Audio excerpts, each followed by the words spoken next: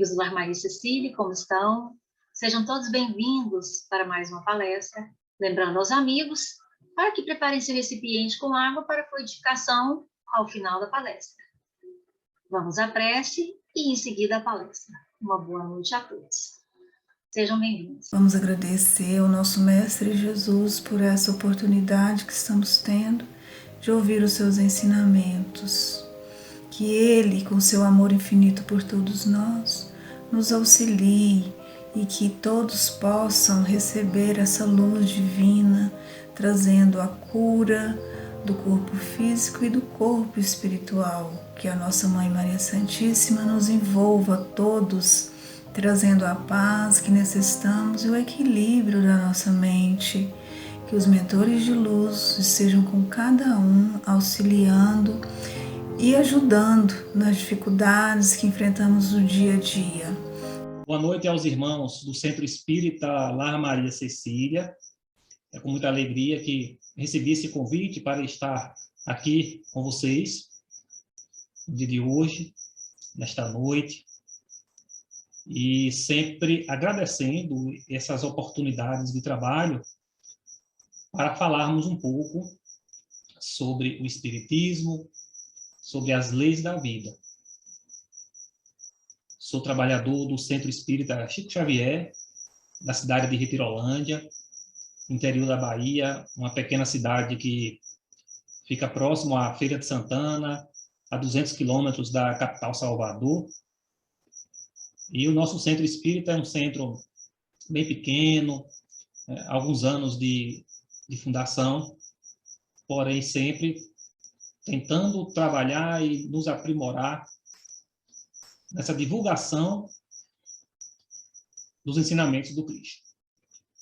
E na noite de hoje, com muita alegria, através do recebimento deste convite da Casa do Centro Espírita Lar Maria Cecília, vamos falar sobre a lei moral, de acordo com a concepção do codificador do Espiritismo, Allan Kardec. Então, daí o nosso tema, a lei moral segundo Kardec. Então, peço à amiga que está aí do outro lado para já projetar as nossas imagens. Sempre gosto de trabalhar com imagens, com esquemas, para a gente poder fazer uma imersão enquanto nós fazemos essa exposição. Bom, para nós começarmos a falar um pouco sobre a lei moral segundo Kardec, nós temos que mergulhar um pouco, principalmente, na formação do codificador. Qual é a formação moral de Rivail? Basicamente, começaremos falando disso, até chegarmos no que Kardec, no decorrer da sua vivência, ele aprendeu do que é moral. No entanto, antes disso, vamos trabalhar um pouco sobre o conceito de moral, o conceito de ética, para chegarmos lá, nesse ponto, a qual nós pretendemos aqui no dia de hoje. Primeiro, pensando em moral. Para entendermos o que é que vem a ser moral, vamos aqui ilustrar com 4 acontecimentos corriqueiros em nossas vidas. Vejamos. Aqui nós temos uma personagem chamada de Maria, e Maria, ela joga o papel de bala no chão. E ela fala, é pequeno. Na sequência, temos Chico, que ele estaciona em uma vaga preferencial. E ele justifica essa atitude dizendo que é rapidinho. Depois é a vez de João, que ele fura a fila na balada, e aqui vale para qualquer outro tipo de fila, e ele diz que ninguém vê. E, finalmente, Tônio desvia dinheiro público para a sua conta na Suíça, e fala que é só um pouquinho. Vejamos que são atitudes muito comuns em nossa convivência, e que são ações que têm a ver com a conduta de cada um, com a conduta de quem a pratica. E muitas vezes a gente não presta muita atenção em pequenos atos e deixamos de procurar compreender de que o sentido da corrupção ela é do tamanho da oportunidade do corrupto. Uma pessoa que ele subtrai uma caneta no seu trabalho, muito provavelmente, se ela tiver a oportunidade de subtrair R$1 milhão, ela vai subtrair. Por isso que a corrupção ela é do tamanho da oportunidade do corrupto. E isso tem tudo a ver com os nossos comportamentos, para a gente começar a entender o que é moral. No caso de moral, ela vai lidar com aquilo que é certo e com aquilo que é errado. São os nossos costumes, a nossa conduta, o nosso comportamento e o nosso modo de agir. Como é que eu sei que eu estou praticando aquilo que é certo e aquilo que é errado? E é aí que vai entrar as lições do Evangelho de Jesus. Lições que servem para qualquer ação nossa no nosso cotidiano. Daqui a pouco a gente chega lá em relação a isso. Na formação moral de qualquer indivíduo, ela vai sendo adquirida ao longo da vida, com diversas experiências. É o nosso modo pessoal de agir. A maneira que nós vamos, dentro da nossa convivência com as pessoas, no trabalho, na igreja, no centro espírita, na rua, com a família, a forma como estamos agindo com as pessoas, a maneira de agir com elas, é que vai, de uma certa forma, formar, através das experiências, a nossa moral.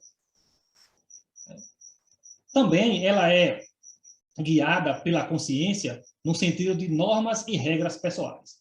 Guarde bem essa ideia de que as normas e as regras pessoais elas são guiadas pela consciência. Veja que isso aqui é uma concepção filosófica. Quem guia as regras pessoais e as normas é a nossa consciência. Até então, a concepção filosófica. Lembre-se bem disso, daqui a pouco a gente vai voltar com essa subtemática nesse sentido aqui. E, finalmente, a moral ela é individual e o conjunto de indivíduos, de acordo com aquilo que eles estão fazendo, é que vai fundamentar a ética. Pensando nisso, vamos buscar agora lá no Livro dos Espíritos a pergunta que o codificador Allan Kardec ele fez aos Espíritos, a questão 629, que ele pergunta: que definição se pode dar da moral? Ele é bem direto, né? Ele é bem direto, e os Espíritos, como sempre, também são diretos. Não vai titubear na resposta. E eles falam que a moral é a regra de bem proceder, isto é, distinguir o bem do mal. Funda-se na observância da lei de Deus e o homem procede bem quando tudo faz pelo bem de todos, porque então cumpre a lei de Deus.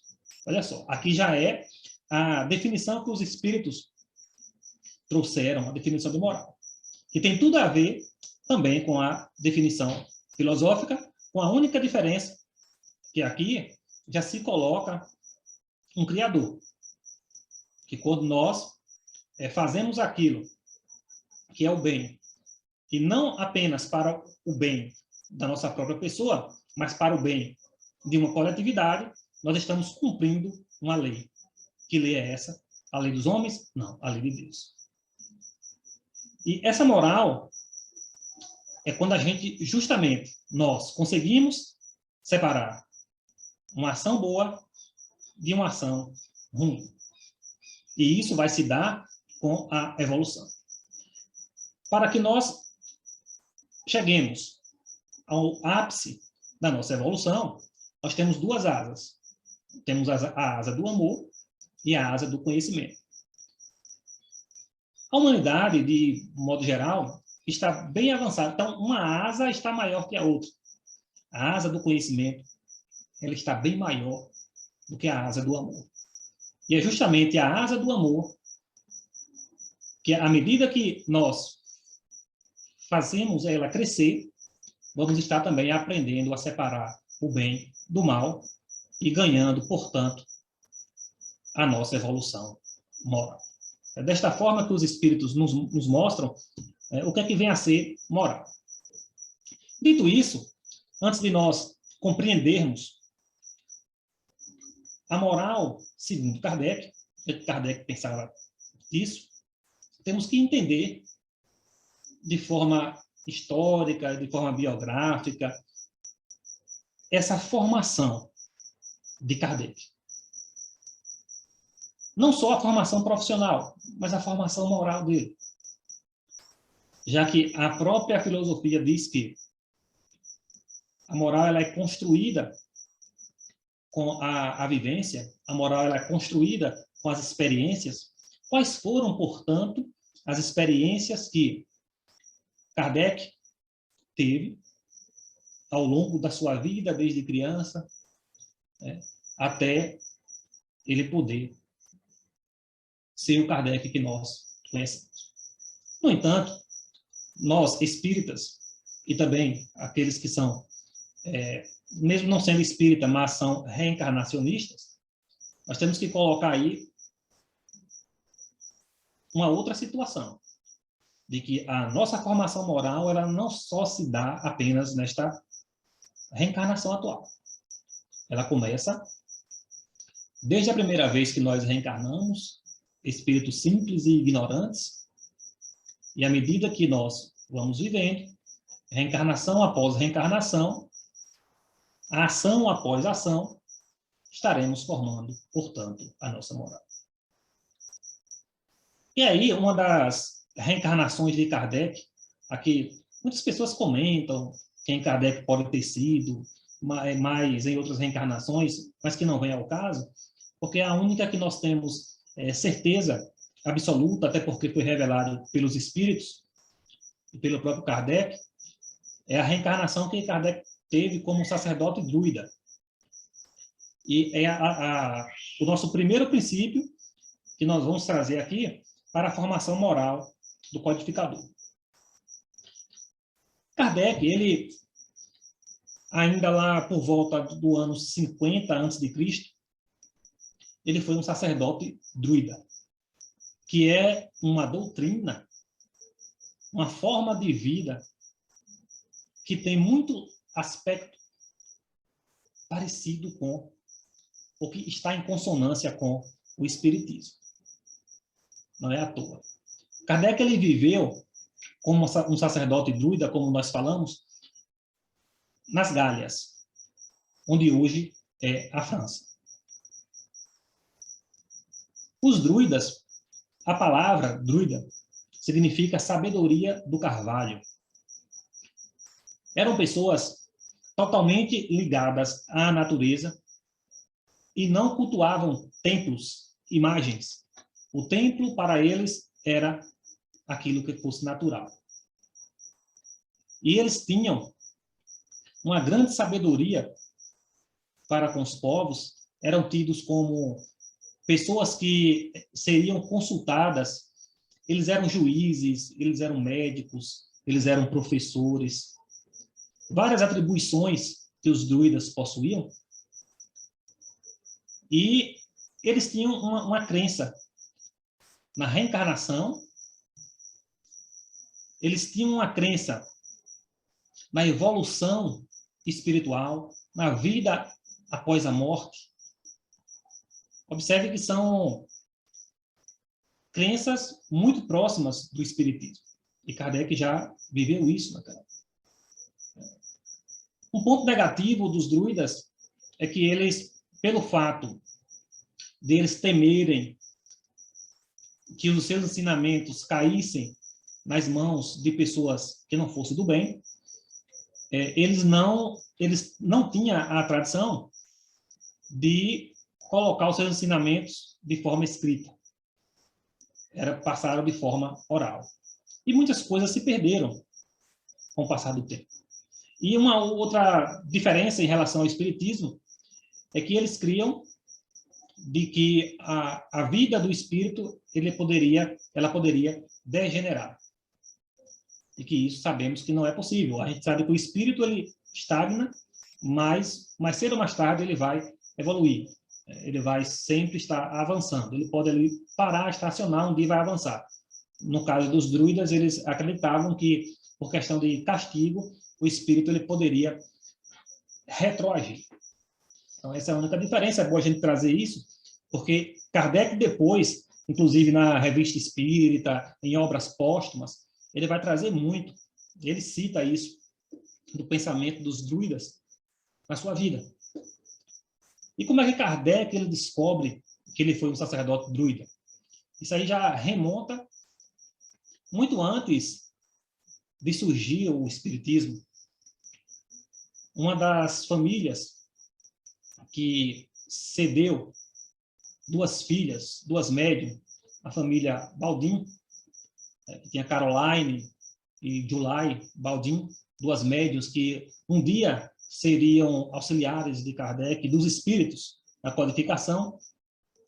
Antes mesmo deles pensarem que isso poderia acontecer, era uma época em que as mesas girantes estavam fervilhando em todo o mundo, e a família Baldin morava na Ilha da Reunião. É uma ilha próxima à costa africana e que tinha como dependência administrativa a França. E lá eles já brincavam com as mesas girantes. Certa noite, um espírito que se apresentou como amigo da família se apresentou com o nome de Zéfiro. E Zéfiro fez uma revelação de que aquela família iriam em breve morar na França e que lá ele iria conhecer um antigo amigo. Também a família Baldin não deu muita importância, porque achou que seria mais uma das brincadeiras de Zéfiro, já que ele era muito espirituoso, brincalhão. No entanto, pouco tempo depois, 3 anos, 4 anos, uma crise do café, da indústria cafeeira, naquela ilha, fez com que eles se mudassem para a França. E lá, eles têm contato com outras pessoas que gostavam das práticas com as mesas girantes. Até então, não tinham caráter sério, como nós bem sabemos. E Kardec, ele ainda não tinha esse nome, Kardec, era o Hipólito Léon Denisard Rivail. E, em uma certa noite, Zéfiro revela que estava próximo do encontro com um amigo dele. Foi quando Rivail foi convidado pelo senhor Baldin a participar de uma dessas reuniões. E quando Rivail adentra a sala, Zéfiro, ele dá a comunicação de que aquele foi o amigo dele da época dos druidas, na Gália.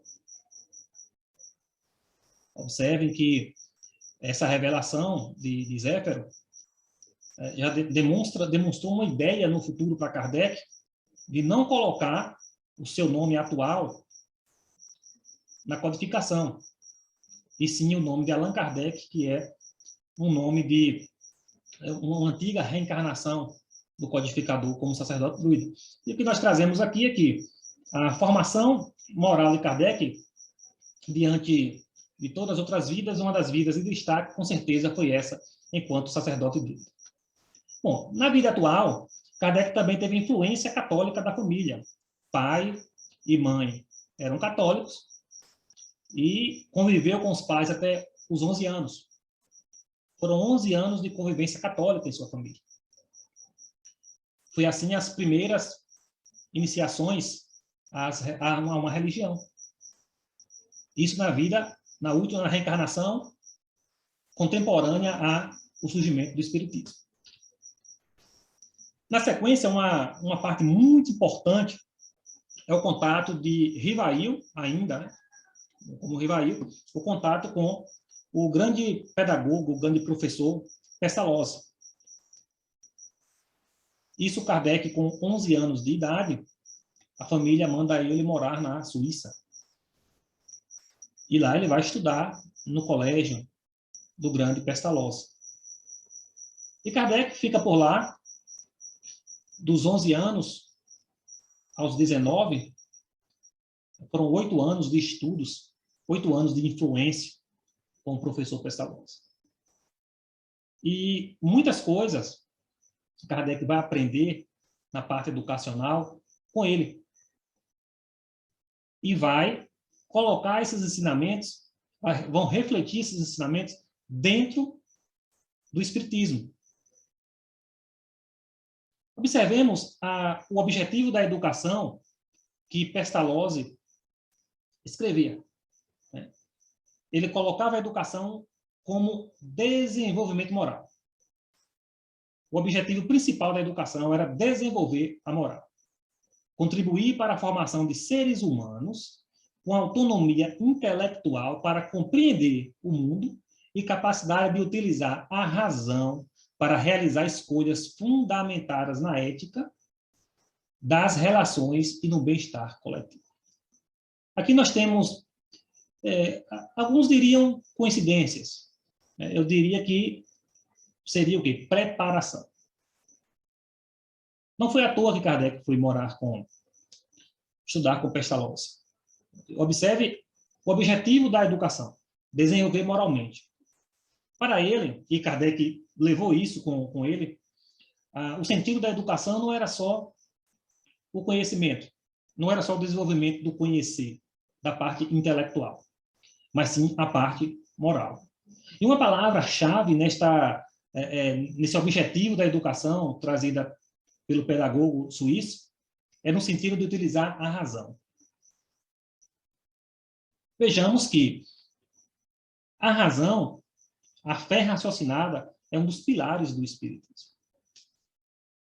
Em consonância com o ensinamento dos Espíritos, em consonância com o que Kardec aprendeu com Pestalozzi, tudo isso foi ajudando na formação do nosso codificador.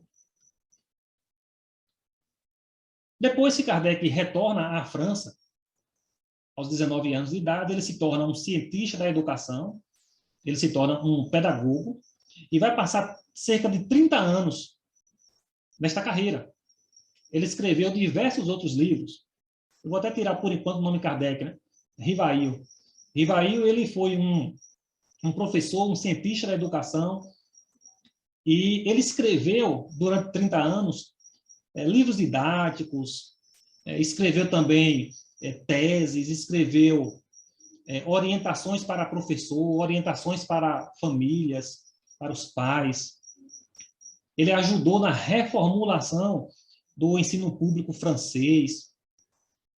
Então, Kardec, ele, na época, Rivail, esses 30 anos de trabalho enquanto educador, foi uma das principais maneiras de Kardec colocar em prática e experimentar muitas coisas da vida para ajudar a formar a sua moral. Eu vejo que foram 30 anos como professor, ainda como Rivail.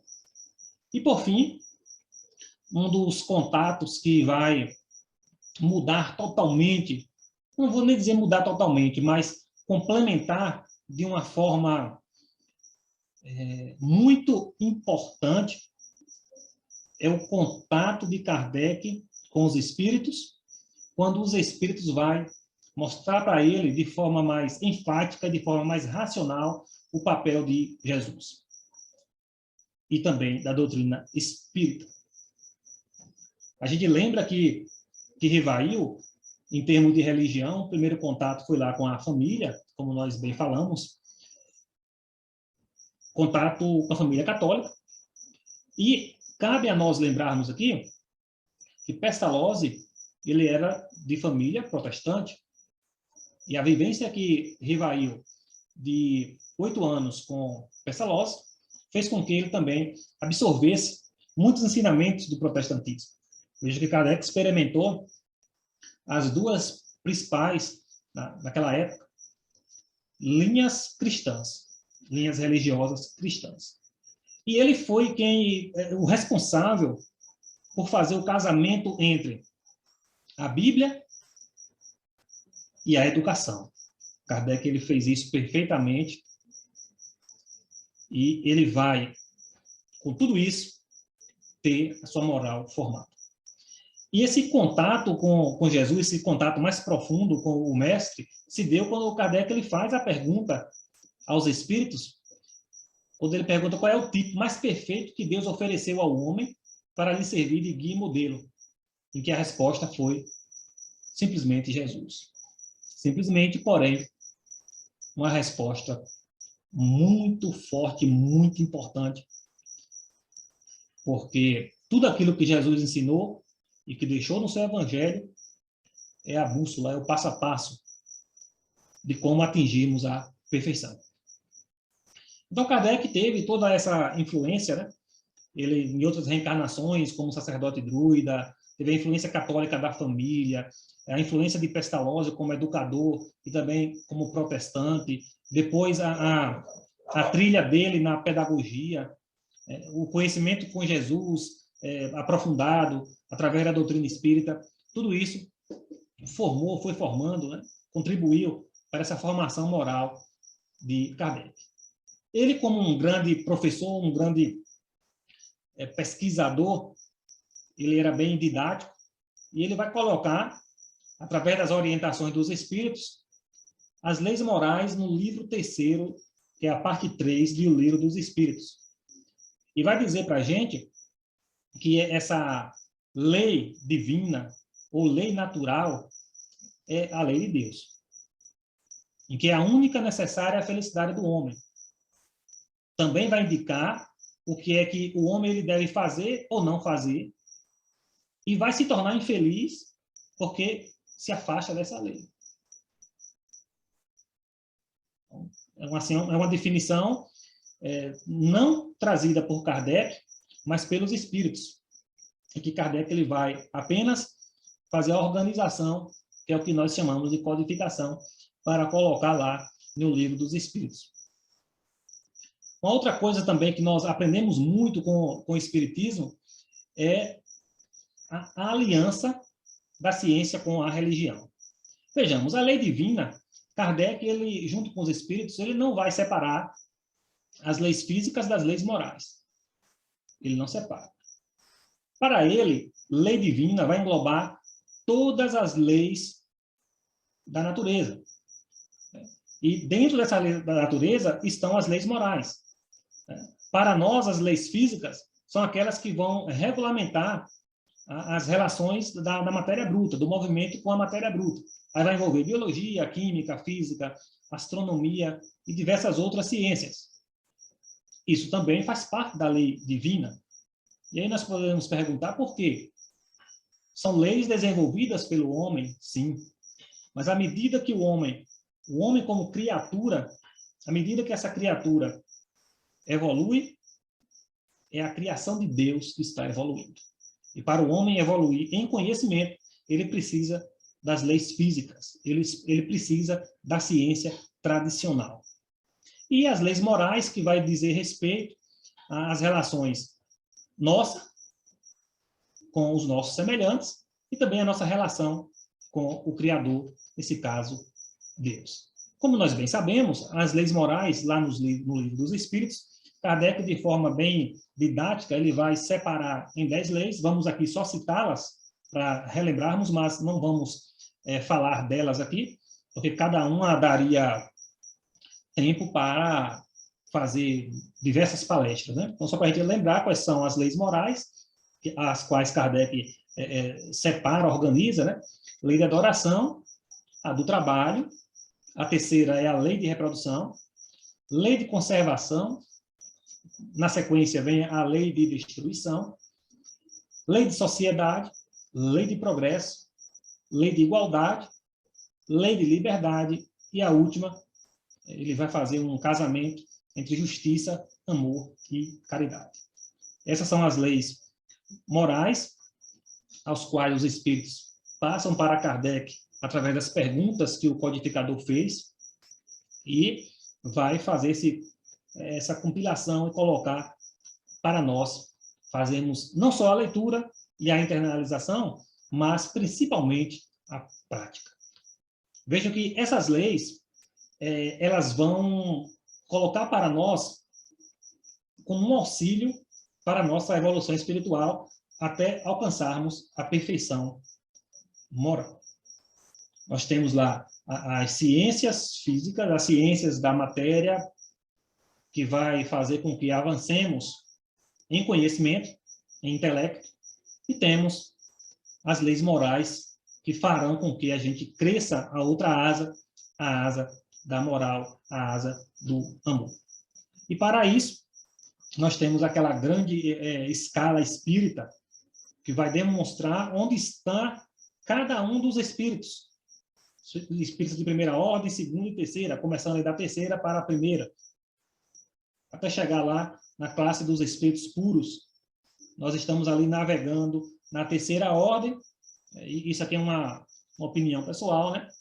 Eu acredito que nós estamos ali na terceira ordem, estamos envolvidos entre espíritos impuros, levianos, pseudo-sábios, neutros e batedores e perturbadores. Quando eu falo nós, no sentido de maioria aqui no planeta Terra, mas, vez ou outra, nós estamos praticando algumas ações dos espíritos de segunda ordem.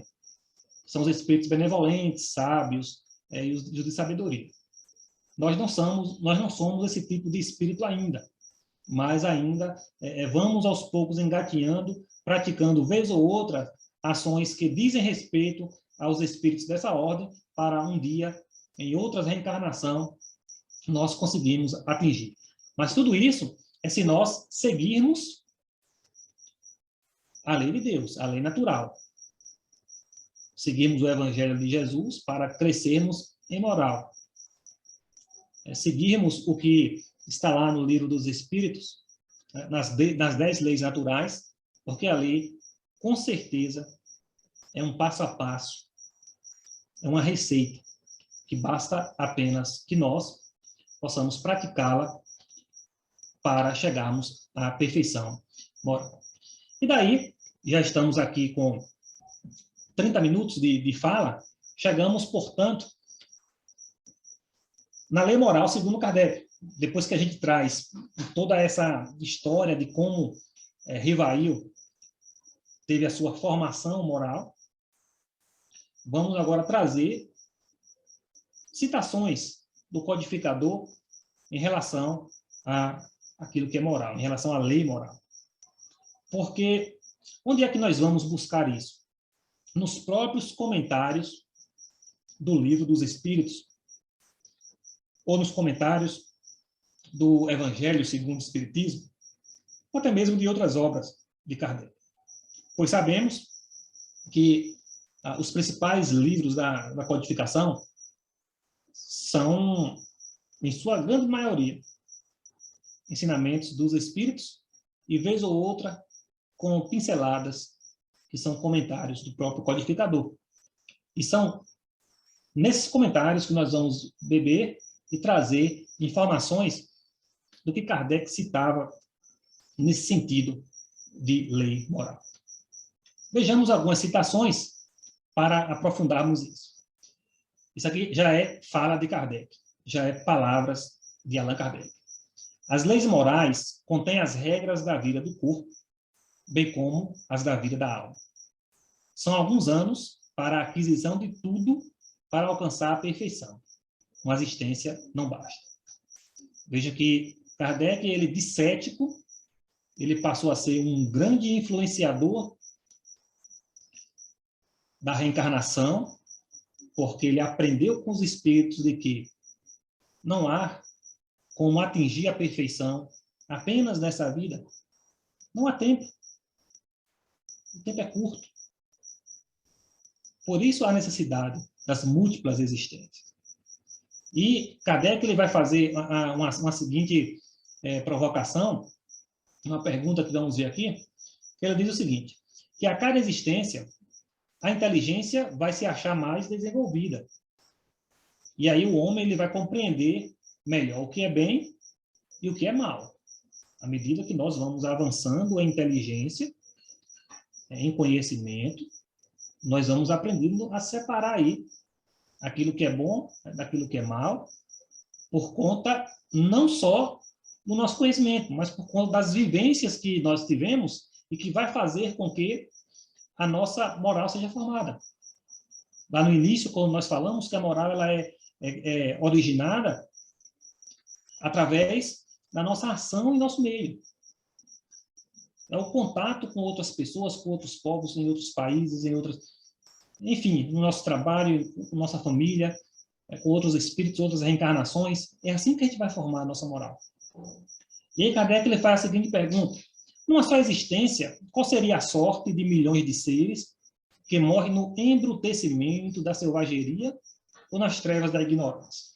Então, vamos imaginar aqui que só tivéssemos apenas uma única existência. E nós vemos, nessa uma única existência, vários povos desaparecerem, pessoas morrerem. Imaginemos, então, que só tivesse uma única existência. Deus não estaria sendo justo em deixar que alguns morressem em um patamar bem elevado e outros morressem na escuridão da ignorância. Só através da reencarnação é que vai explicar e vai colocar ali um elo que falta no cristianismo. Quando eu falo cristianismo, das religiões tradicionais cristãs. Porque a reencarnação ela vai completar a justiça divina. Aí a gente pode agora fazer a pergunta: será que no mundo atual existem pessoas que estão ainda no embrutecimento, na selvageria? Sim, existe. Vamos fazer aqui um relato de uma ilha chamada de Sentinela do Norte. A Sentinela do Norte é uma ilha localizada no Oceano Índico, próximo à Índia,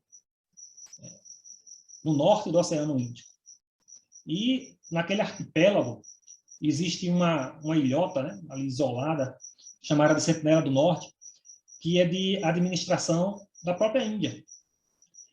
E lá os povos, chamados de sentineleses, eles são povos isolados, e é uma ilha que é tida como a ilha mais remota do mundo, a ilha mais isolada do mundo.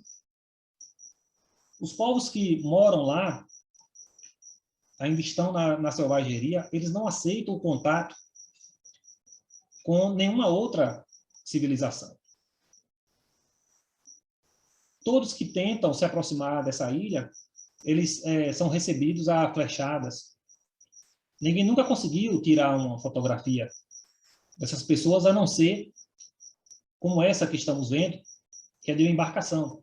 E eles protegem as ilhas dele, eles não querem acordo. O governo indiano já tentou se aproximar, mas sem sucesso. Pescadores, conta a história que 2 pescadores deixou um missionário de forma ilegal na ilha, e o missionário ele foi morto. 2 pescadores também entraram de forma ilegal na ilha e eles foram mortos. Então, são povos que não querem o contato com a civilização. E o governo indiano, para proteger não só as pessoas que tentam ir lá, como também proteger os sentinelenses até mesmo de doenças que nós que estamos aqui na civilização temos, e eles não têm questão da imunização, né? Eles tratam essa ilha como um espaço de exceção. É uma ilha proibida a visitação. E por que é que nós estamos trazendo isso aqui? Justamente para se perguntar se ainda existem povos assim, e esses povos, lá em Sentinela do Norte, o povo de lá, eles morrem, eles estão morrendo na ignorância, sem contato com a civilização. E aí a gente vem essa pergunta: se não fosse a reencarnação, o que seria desses povos? Sem ter outras oportunidades, as oportunidades que nós temos de vida. Então, mais uma prova de que, com certeza, a oportunidade que esses povos terão em outras reencarnações. E quem sabe um dia eles receberem, enfim, o contato de outras pessoas para aqui na Terra eles irem evoluindo nesse sentido. Bom, em uma outra fala de Kardec, ele vem falando sobre Jesus. Ele vai dizer que Deus oferece Jesus como o mais perfeito modelo e a doutrina que ensinou é a expressão mais pura da lei do Senhor. Tantos outros missionários, profetas, cada um teve a sua importância, mas a missão de Jesus, ela é a maior de todas. A missão do Mestre, o que o Mestre traz para a gente, como nós devemos proceder, apesar, ele usa uma linguagem simbólica, alegórica, e é explicada depois pelo Consolador Prometido, tudo aquilo ali são ensinamentos. Jesus, ele vem aqui para mostrar como nós devemos fazer. Às vezes se tem a fala de que Jesus morreu para nos salvar. Na verdade, isso não existe, né? Jesus não morreu para nos salvar. Jesus, ele veio aqui para nos mostrar como alcançamos a salvação. E para nós espíritas, a salvação é a evolução. Então, Jesus, ele vem para mostrar como é que se faz. E ele não morre, ele vive para mostrar para a gente também e provar de que a morte não existe. Então, esse é um grande ensinamento do nosso mestre, aquela missão de amor puro. Ele como um grande governador aqui da Terra. E Kardec, ele cria nisso. Não só através dessa frase, como tantas outras. Vamos seguindo. E uma outra coisa que Kardec, bem interessante, né, que ele traz para nós, porque às vezes a gente não presta muita atenção nos comentários, às vezes a gente vai estudar o Livro dos Espíritos, às vezes passa despercebido, a gente quer estudar só as questões e as respostas, esquecendo dos comentários. E Kardec traz o seguinte também. Aos que ele pretendendo instruir o homem na lei de Deus, o tem transviado, ensinando-lhes falsos princípios. Isso aconteceu por haverem deixado que os dominassem sentimentos terrenos e por terem confundido as leis que regulam as condições da vida da alma com as que regem a vida do corpo. Olha só. Aqui Kardec ele está trazendo o seguinte. Pessoas que estão tentando instruir os homens através da lei de Deus. E que ao invés de instruir de forma correta, desvia de uma certa forma o sentido da vida. E por que será que isso acontece? Por que será que ao longo da história, como nós bem sabemos, aconteceram diversas coisas desse tipo? Das próprias pessoas que deveriam ensinar os fiéis, na verdade, acabarem de uma certa forma, ou de forma premeditada, ou sem saber que está fazendo aquilo, né? Por quê? Então, Kardec ele traz aqui duas coisas. A primeira coisa é porque esses homens deixou que dominassem sentimentos terrenos. E aí a gente vai trazer aqui um exemplo. Quando Martinho Lutero, ele tenta, no ano de 1517, né, ele tenta fazer uma reformulação da igreja. Na verdade, ele não queria fazer uma separação da igreja. Ele não queria fazer, ele não pretendia fundar uma nova igreja. Ele queria apenas uma reparação no que a igreja entendia em relação a algumas questões materiais, que é justamente nesse sentido que o Kardec está falando.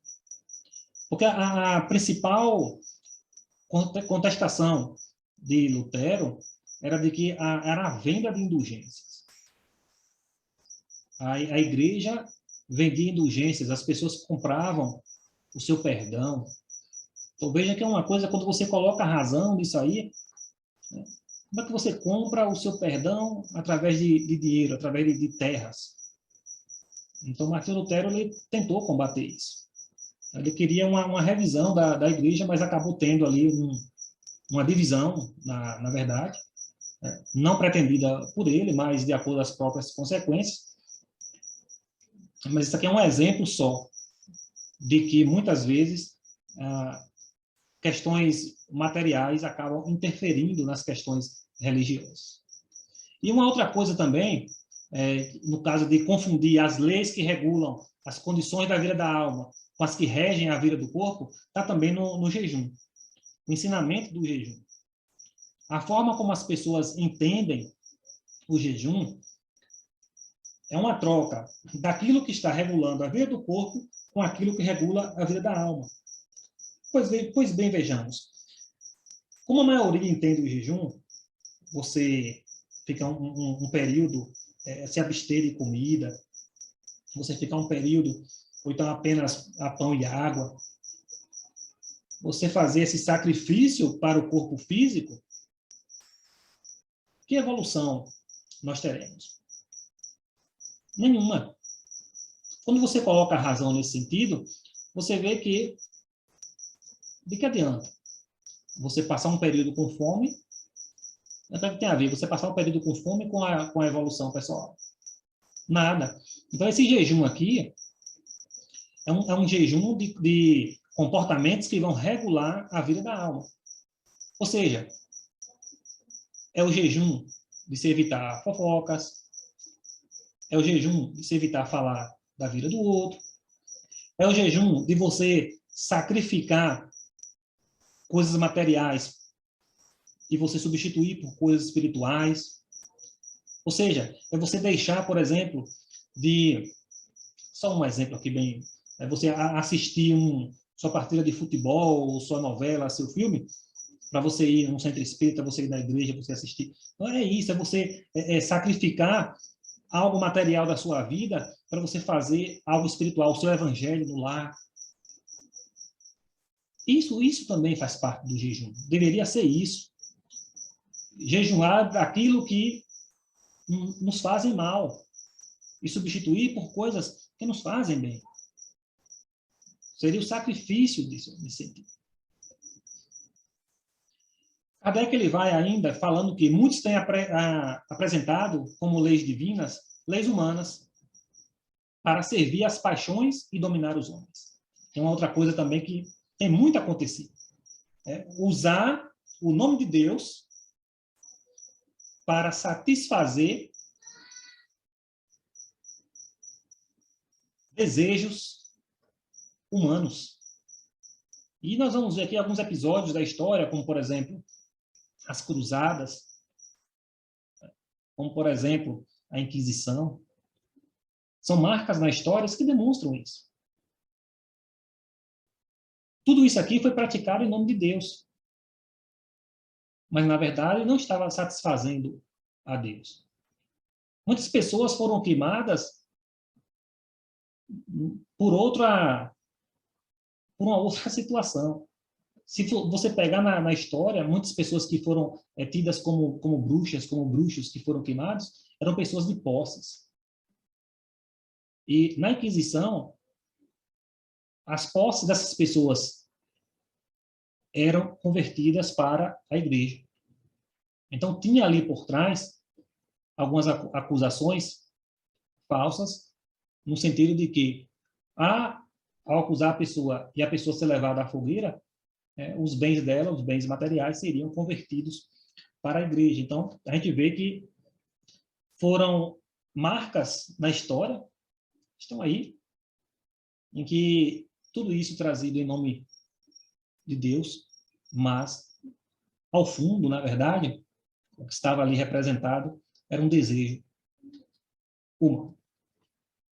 As condições de existência do homem mudam de acordo com os tempos e os lugares, do que lhe resulta a necessidade de diferentes posições sociais apropriadas a essas necessidades, e que está na ordem das coisas. Tal diversidade é conforme a lei de Deus. A razão cabe distinguir as necessidades reais das factícias ou convencionais. Aqui vamos trazer, de acordo com o que Kardec mostra para a gente nesse comentário, os instrumentos, pobreza e riqueza. Porque, quando eu falo instrumento, é para a gente entender que você nascer pobre ou nascer rico não é uma condição de privilégio, e de castigo. Quando eu falo instrumento, é porque a riqueza e a pobreza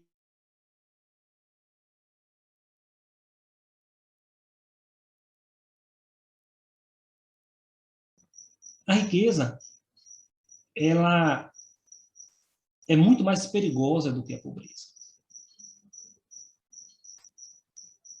Muito mais perigosa.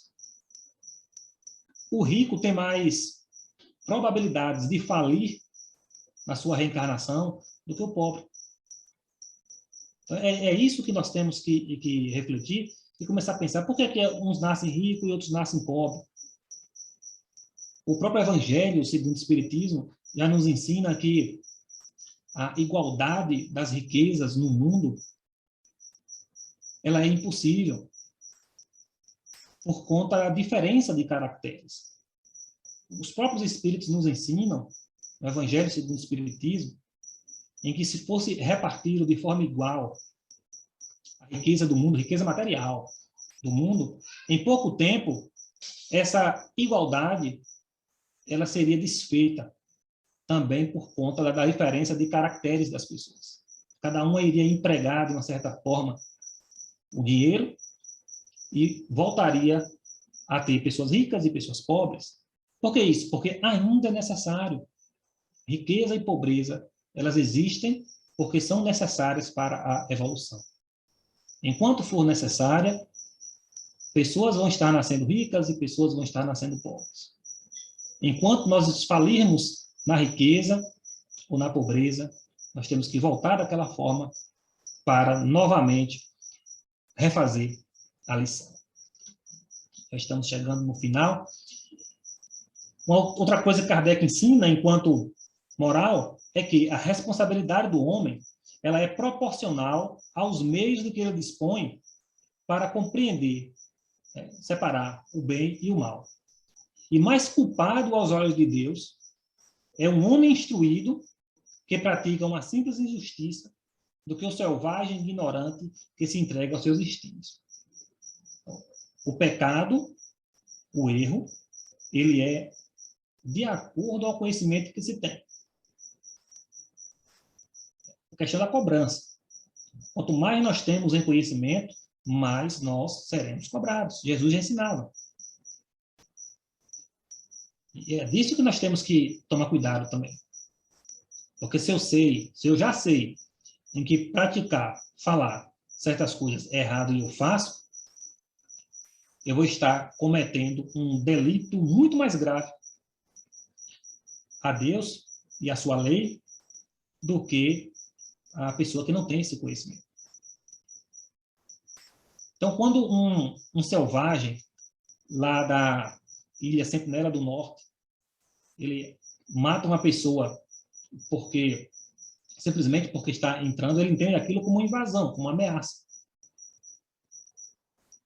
Ele vai ser menos pecador do que alguma pessoa que sabe que é errado matar para roubar e mata para roubar.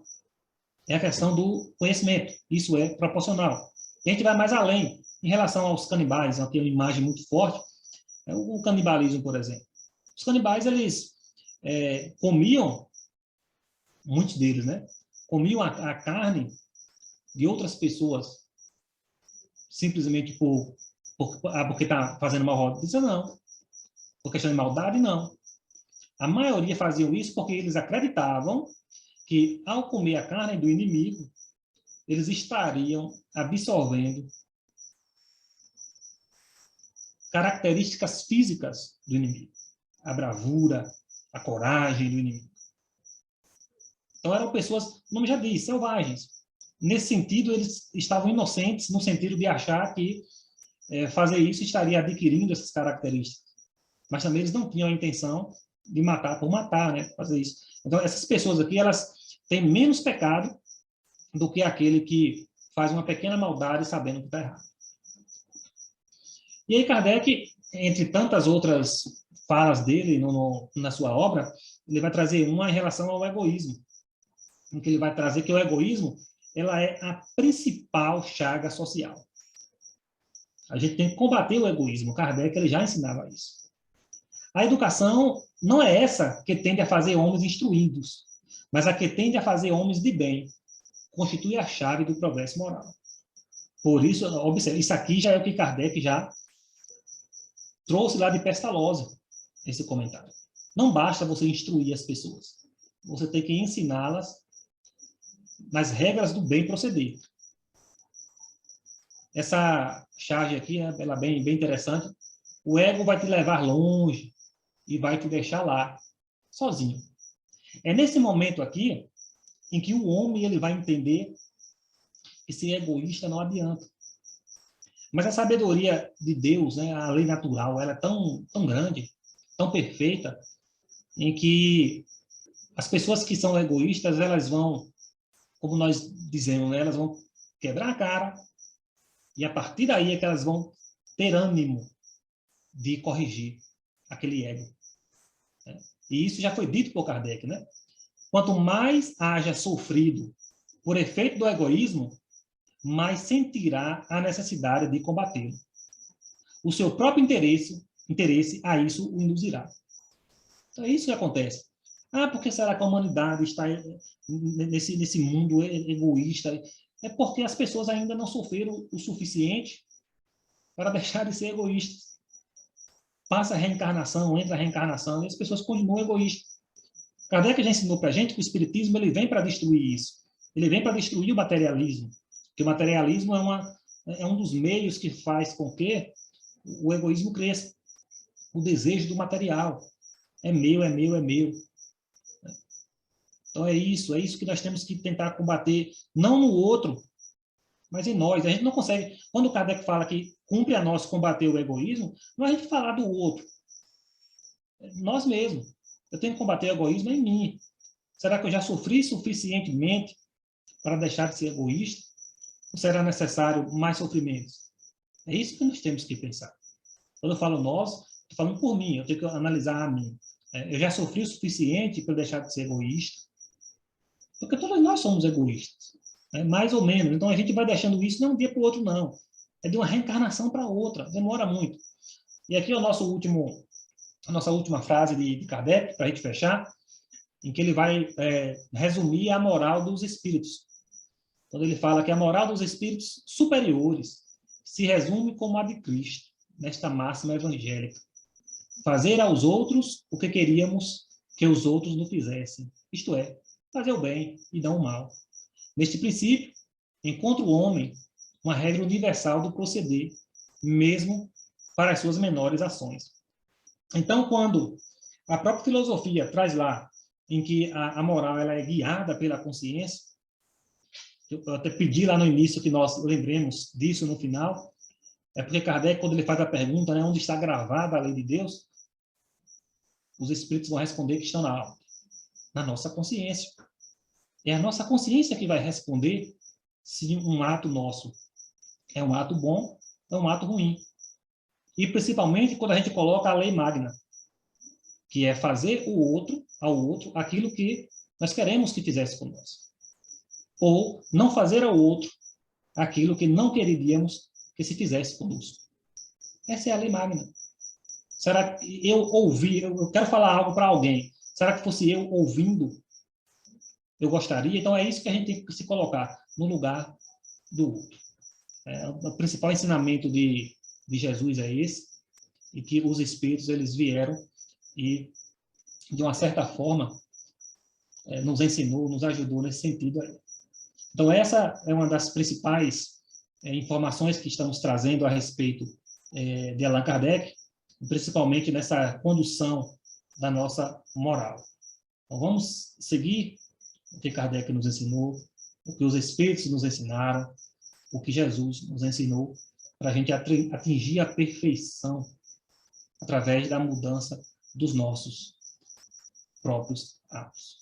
E assim a gente encerra, agradecendo aos amigos do Centro Espírita Lar Maria Cecília pelo convite, por ter feito essa aproximação conosco, essa oportunidade de trabalho. Isso é muito bom, falar no Cristo. Agradecer também ao amigo Abílio Volney, aí de Goiânia, a gente que tem assim, eu não conheço ele pessoalmente, mas conheço ele pelas redes sociais, ele já falou diversas vezes aqui no Centro Espírita Chico Xavier, temos uma grande amizade virtual, um dia a gente pretende conhecê-lo pessoalmente, e ele nos indicou para o Centro Espírita lá Maria Cecília. A gente agradece a todos vocês por esta oportunidade de aprendizado. E dizer que, se aqui houve alguma falha, e com certeza houve, são falhas minhas e não do Espiritismo. Então, meus amigos, muito obrigado. Fique com Jesus. Que Jesus abençoe o lar de cada um. Muita paz e até uma próxima oportunidade. Para os irmãos e irmãs, elevemos nossos pensamentos até Deus e agradecemos a oportunidade de estarmos reunidos neste momento e roguemos a Ele que nos abençoe e que frutifique nossas águas, colocando nelas o remédio que necessitamos para o nosso fortalecimento do corpo e do espírito. Que a paz do Mestre Jesus esteja conosco, agora e sempre.